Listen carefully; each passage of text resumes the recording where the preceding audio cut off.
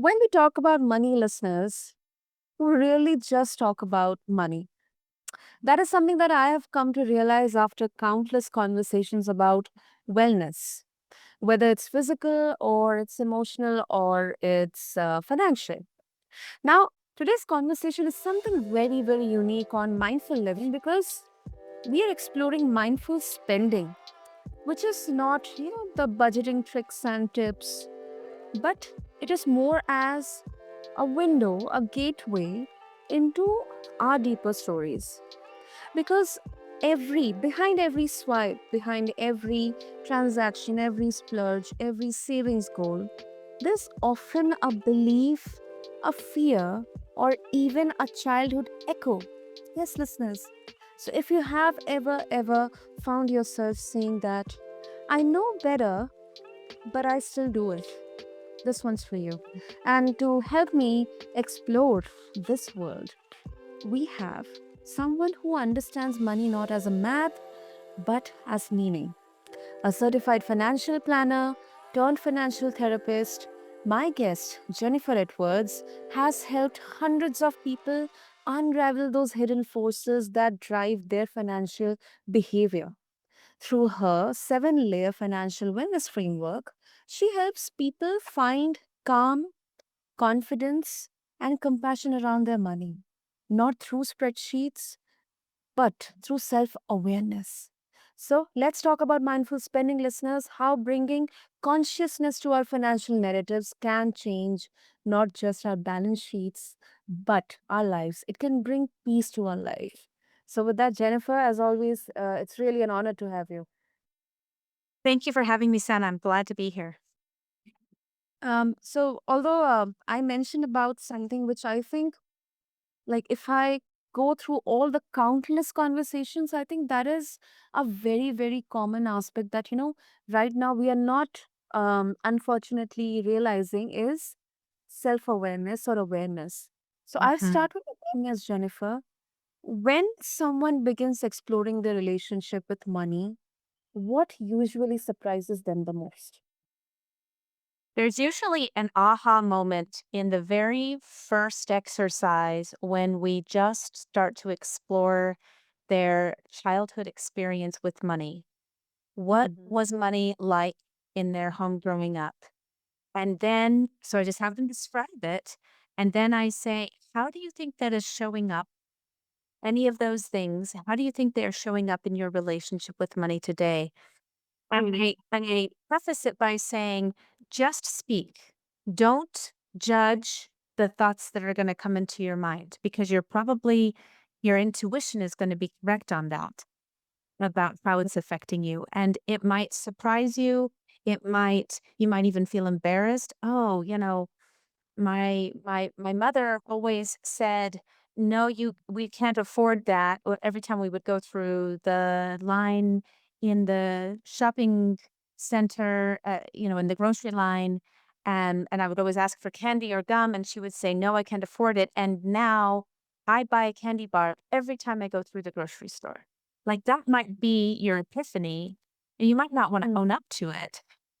And so I always say, just speak, just say it, because that first response that is coming to your mind is usually the universal truth that you're carrying. And there's usually an aha moment of like, oh yeah, that's why I do that, or why I avoid this, or why I haven't been able to make this career move, or whatever the kind of the hang up is that they usually come to me that they're experiencing. It usually we can trace it back to those early experiences in childhood. Mm. Yeah, yeah.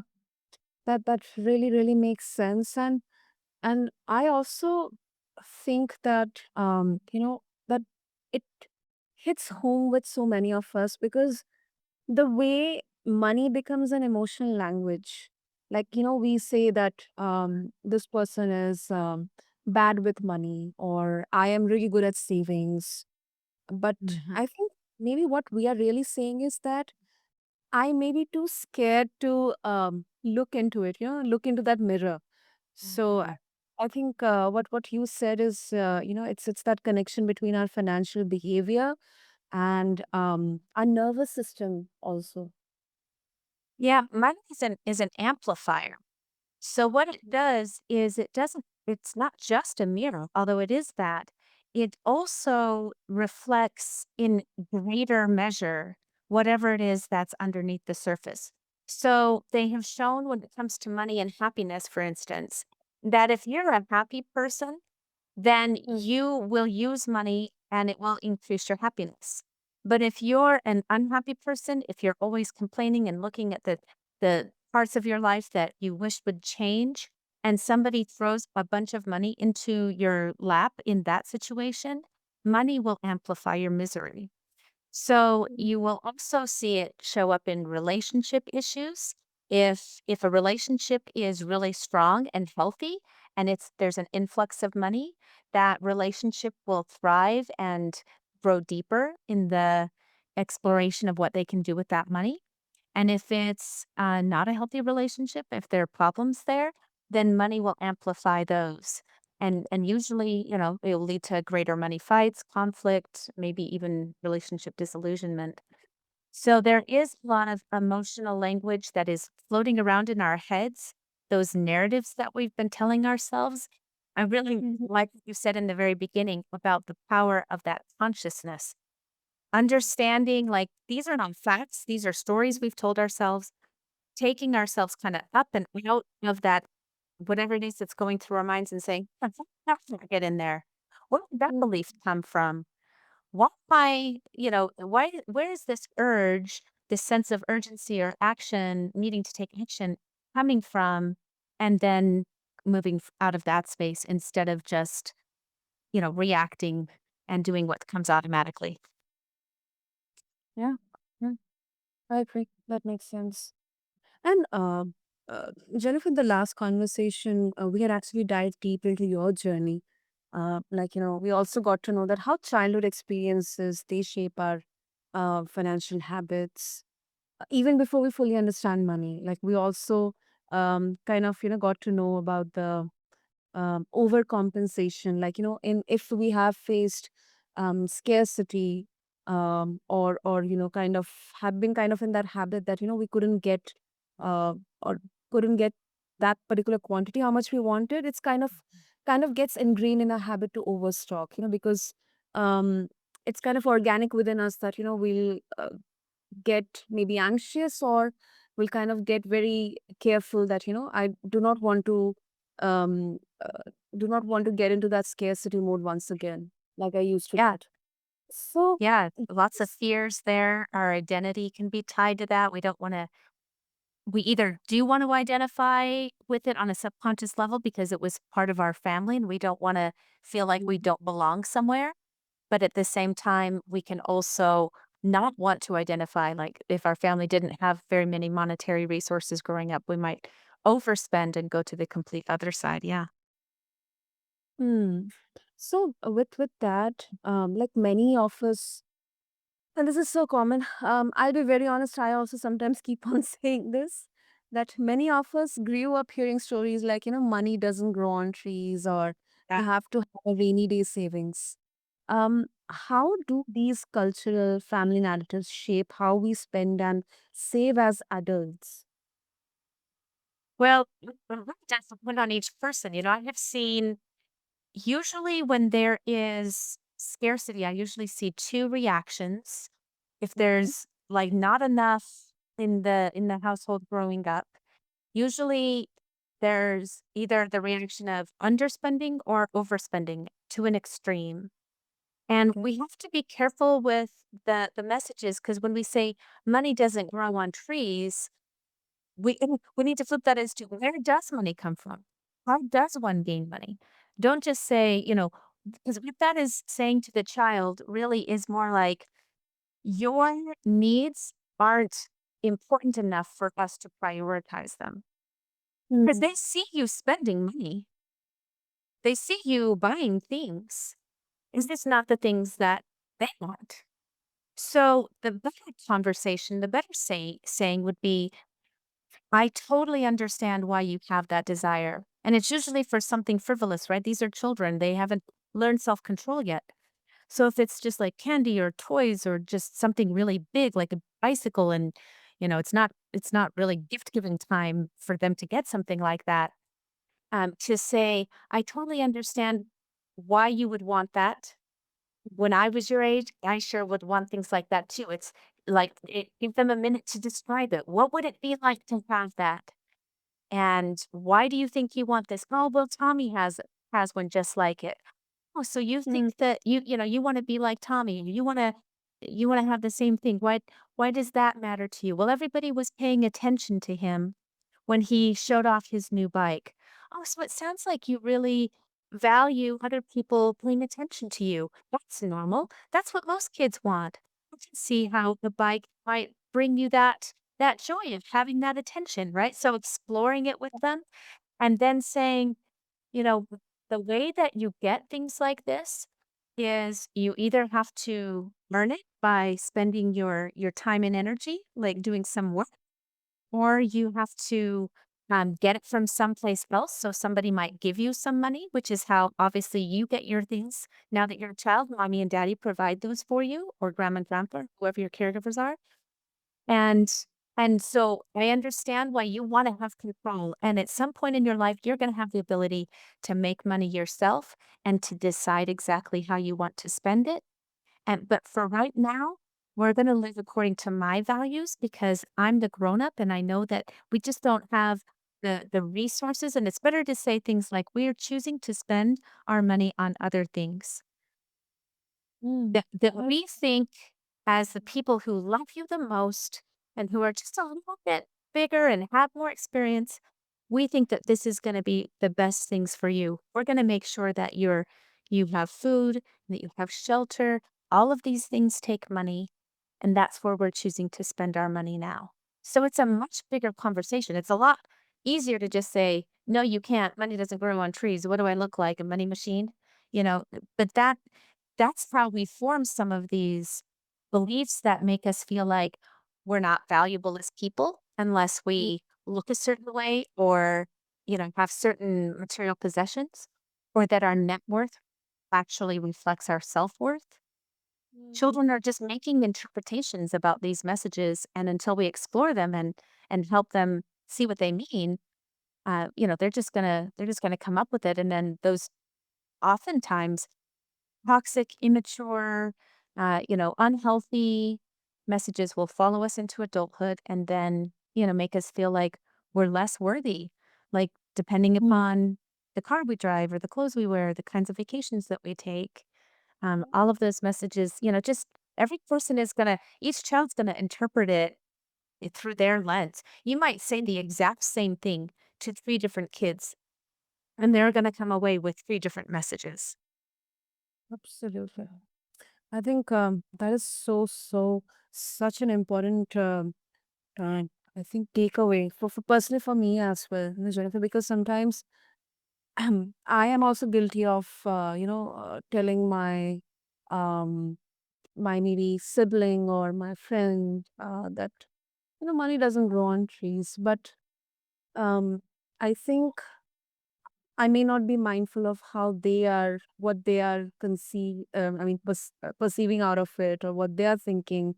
How do they see through their own lens? So, uh, for a child, I think it becomes much more important because all these experiences, through our words, through our actions, they create. I mean, they perceive the world, through their lens, and this is Yeah. completely directly linked to the actions.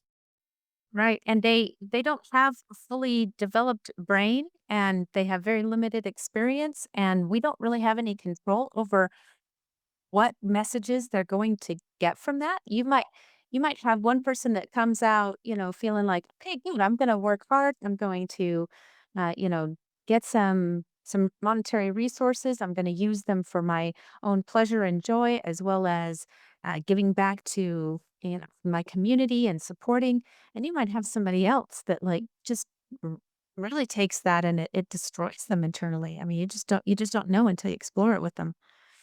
Mm. I agree. I agree.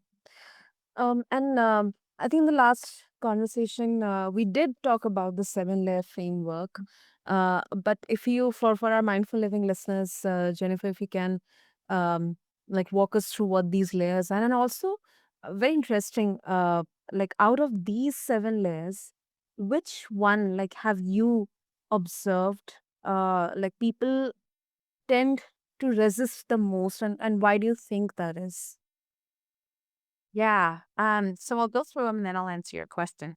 Yeah. So the seven layers is a framework for helping us understand the true all of the factors and causes behind our financial problems. So oftentimes in our society, we think that there's really three problems that need to be solved that would keep us from having our financial mistakes. The first one is usually more money, which may or may not solve your problem. More education, so financial literacy training, you just didn't know something. And then the last one is greater self-control. So maybe you need to form a new habit, you need to, have some behavioral change. The seven layers include some of that, but this also expands it, makes it broader and deeper. So the top layer, if we go from the biggest, broadest macro layer down into the micro, is the societal layer. So the first thing Mm. we want to do is acknowledge all of the systemic forces that are at play that make it difficult for us to succeed with money. When there are many of these, I mean, there's sexism and racism and bodydism and all of these things. And then on top of that, consumerism, right? The message that we're constantly getting from advertisers that whatever discomfort you are feeling can be solved with consumption. Buy something, buy a trip, buy a thing, buy, an experience, something, spend some money and you will feel better. Right? That's the Mm. overarching message that drives economies and growth. You might have if you get just and also just recognizing that the system is not set up for every group to succeed equally. It favors certain groups of people and communities and disfavors others. And so understanding that, if you're in the United States, if you're a female woman of color with Mhm. a physical handicap, like you're fighting an uphill battle. So if you need to get into some credit card debt because you couldn't find a job as quickly as your male white counterpart did, that's probably because of the societal factors at work there. Mm. So societal is the top layer. Then we go into relational. And this is one that most people don't recognize the correlation between this and their financial health. Mhm. We just don't like to kind of intermingle our personal and our economic lives. So, Mm. relational is when you might have a family dynamic or something going on with your romantic partner that makes it difficult for you to achieve your goals. So, it might be that you're married to somebody who doesn't want to prioritize savings. And Mhm. so it makes it difficult because if you're carrying all of the savings burden yourself for the household, then you're gonna have some extra burden that's going to make it difficult for you to succeed. You might even have extended family members who expect you to prioritize their values and who might even layer on some guilt if you don't spend your money the way that they expect you to, or help them out financially in ways that maybe you're not able to or don't feel Mhm. comfortable with. So those relational things, we need to explore them. And with couples, I work on this a lot where we say, okay, as a team, what are you trying to achieve? And then how are you holding each other back? Mm. And then we do acknowledge the educational side. You might need some information. You might need to take financial literacy class. You might need to go online and find a source of information that you can trust to teach you about investing or budgeting or whatever the skill set is. And then the behavioral level is about implementing those skills. And oftentimes that's at work too. Sometimes we're just not used to tracking our expenditures, either in a spreadsheet or a notebook or an app or something, so that we Mhm. know what we have been spending our money on and whether or not it's in alignment with our highest priorities and goals. Then the next layer is physiological. And the reason I do that is because I want to give a nod to the fact that our bodies and our minds and our spirits, they're all connected. And if you're depleted physically, if you're not Mhm. getting enough sleep, if your diet's not very healthy, if you don't exercise, at least to some extent, the all the good things that come along with that, it's going to affect your ability to be successful with money, to make smart money decisions. And then the next Mm, layer is psychological. This is where we explore all of those things we were just talking about. What are those mhm, beliefs that follows you into adulthood? What are the narratives that have come up around money? What is the deeper meaning behind what you're doing with money? So that needs to be explored. And then the final one is the neurological lane. So this is like subatomic. We're getting into the energy, how the trapped emotions might have caused some trauma. You might actually have a nervous system activation, a fight or flight response to, let's say you're trying to have a behavioral you're trying to do something different with one of your habits.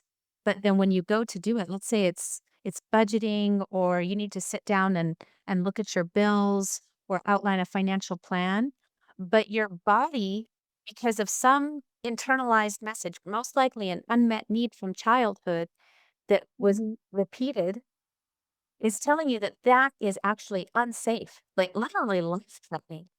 Your body might say, "No, we have to run and hide. We have to avoid this behavior because of what it means." And that in that neurological very much at the cellular level, that we're not even making conscious decisions. This is where the past is the present. We have a trauma response and a trigger that we need to deal with in trauma treatment, not just in cognitive thinking, which would be the psychological thing. Okay, well, what's going on here? Yeah, that's part of it. But we actually have to learn to ground ourselves, settle our nervous system, bring mhm, our thinking part of our brain back on board. And we do that most effectively through mindfulness training, through meditation. We actually teach the brain how to move from this state of activation and fear and the whole world just shuts down and is reacting into calm and into where it can be like, okay, now we can actually do some thinking. We can actually make some choices instead of just reacting like a scared, think of it as like a cornered cat, right? When they feel threatened, they're going to defend themselves. They're going to just act out of a need for survival.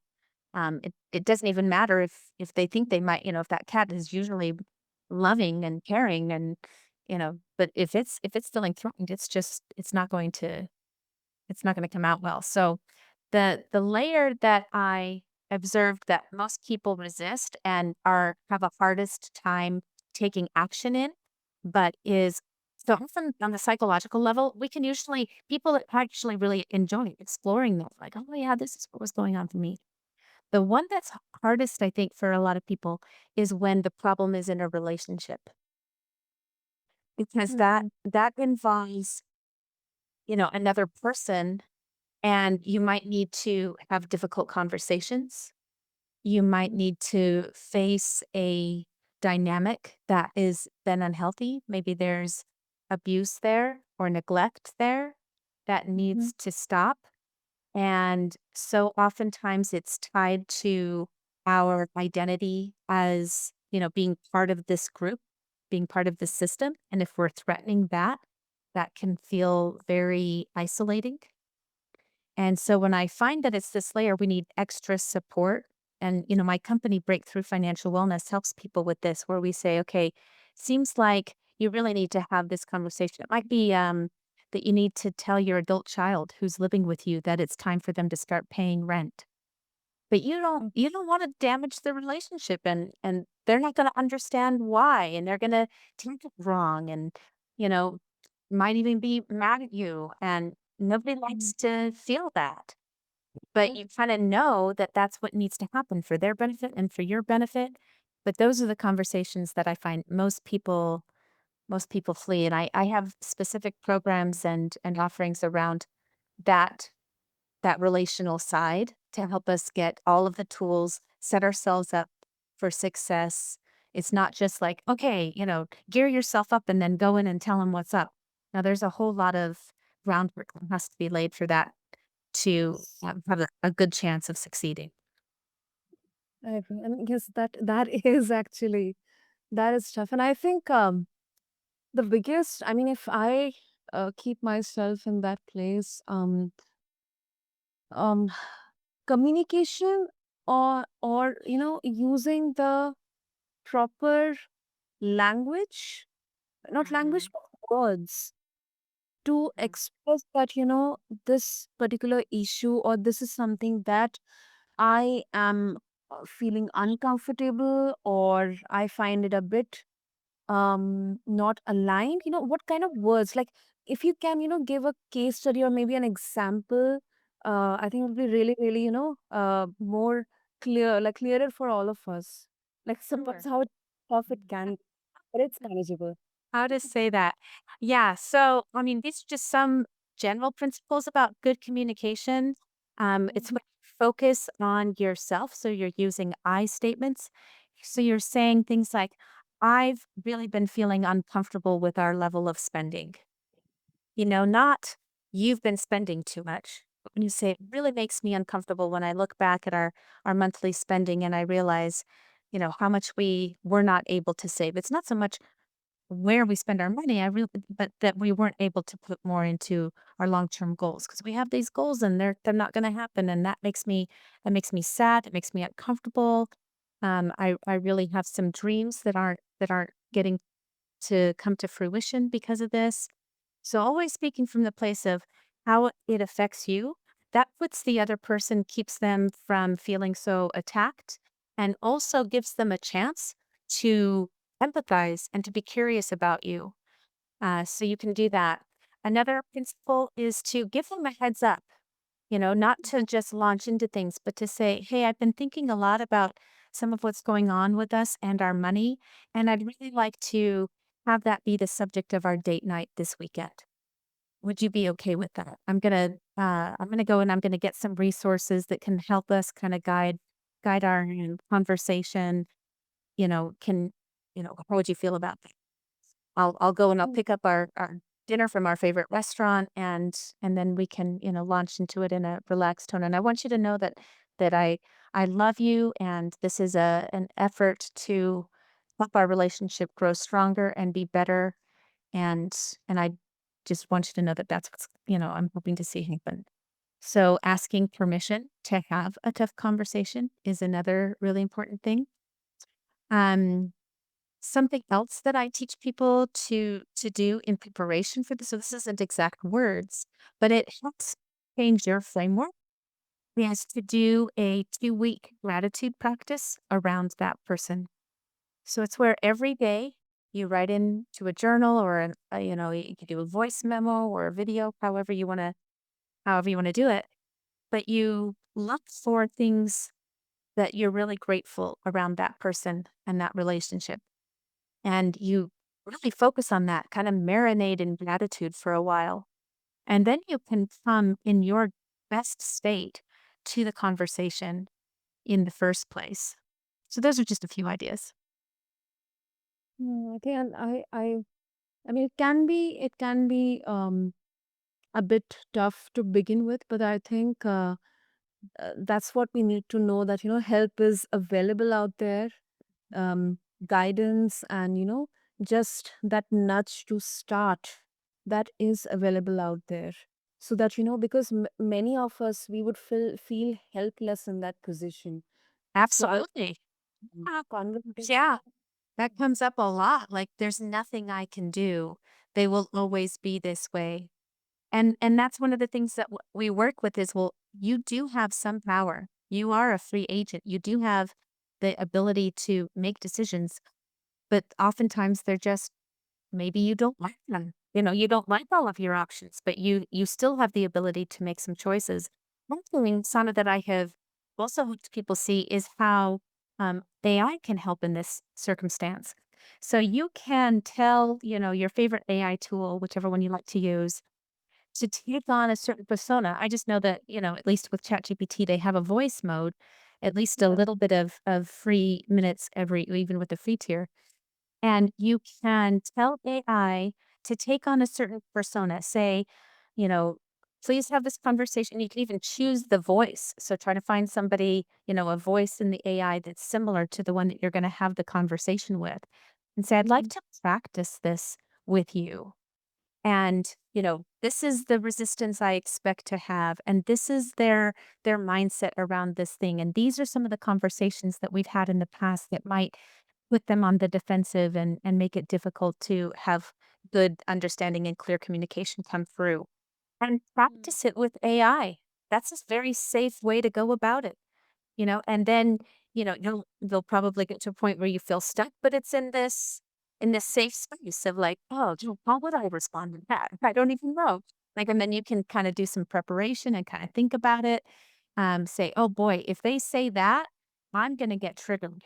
And so I'd better prepare myself to be able to center myself or take a break to be able to say, hey, I thought that that might come up, and I just know that I'm in a state of activation right now, and so can I come back in 20 minutes? I'm gonna come back in 20 minutes. You don't have to ask their permission. Say, "I'm gonna come back in 20 minutes after I center myself, after I calm down a little bit, so we can move forward." And helping them understand that they're not responsible for your triggers. Your nervous system is doing that, and it doesn't necessarily mean that they said something wrong. But it still made that trigger, and you need to take care of your nervous system before you can continue the conversation. Yeah. Mhm. I think that's a very, very good technique that you have mentioned. And have you had any kind of pushback from people? Let's say you have suggested this technique, but like they would have pushed it back, saying that I don't want AI or some kind of artificial tech thing to help me. Like I want somebody who is human. Maybe I Yeah. can do. I mean, Yeah, so I did work with people as well, and we will pair off. And Oh. and then the person so in the group sessions, we'll say, "Okay, now, you act like the spouse or the father or the coworker or whoever." You give them the context, and then they switch. So they're each kind of practicing the conversation that they're trying to have. Yeah, absolutely. AI is just a nice tool if you want to embrace it because it's available all the time. It doesn't require another person's time, which you usually would need to be in a position of spending some money on if you're going to get somebody else's help to do that. And sometimes if you're, working one-on-one with me, we'll go through those exercises as well. But that's just another tool that's in the toolbox if you want to use it. But no, absolutely. And you could go to some friends if you find some people. If you just say, "Hey, you know what? I've been meeting with a certified financial therapist, and they've identified that my money issues are really on this relational level. And could I just practice how this sounds to you? This is how I kind of want to pitch it to my boss or my husband or whoever. Could I just, run this past you and you could tell me what your initial feelings are?" And so finding people to help you through that, yeah, that's always it's better to have a real person. At the same time, AI can more objectively take on, a human is going to come a little bit with their own biases, and an AI is going to maybe come more neutrally. We do know that AI has their own biases and their way of looking at things, but Yeah. so no system is going to be perfect. But I do find that just practicing it, just hearing it out loud, you can just do it in front of the mirror, or even get a couple of puppets. So you're looking at, and just use your hands. You don't even have to actually have socks or buckets or anything, but take on the role of the person that you're thinking, whatever you think they're going to do. So, you might speak, let's just say it's a husband and wife. So I might have my hand. So I'm looking at the hand going up and down as a mouth saying, "Hi, honey, I know we talked about having this conversation today. I'm really grateful that you're willing to discuss this for me because it's been on my mind." And then however you think the husband might react, so now you're using the other hand. "Yeah, just to let you know, I'm a little bit anxious, I'm not quite sure where this is gonna go." And then the wife says, Yeah, I can totally understand that. Money is a sensitive topic. And as I've been doing some research about this, I understand how much of our identity is wrapped up in this and how many, buried unmet needs from our childhood might be wrapped up in it. So I understand this is a completely new way to look at things. And I just really appreciate your willingness to try this out with me. And we'll go slow. What's that sound? And then maybe you have the husband's mouth, with the fingers going, well, okay, we'll try, and just keep saying, "Well, thank you. Thank you for being willing to try," right? So you can kind of practice it that way. Lots of ways to get that in. But I do think that the practice is a really good skill, especially on that relational level. Yeah, that is actually it's creative, it's fun, and it's very healthy. Very, very healthy.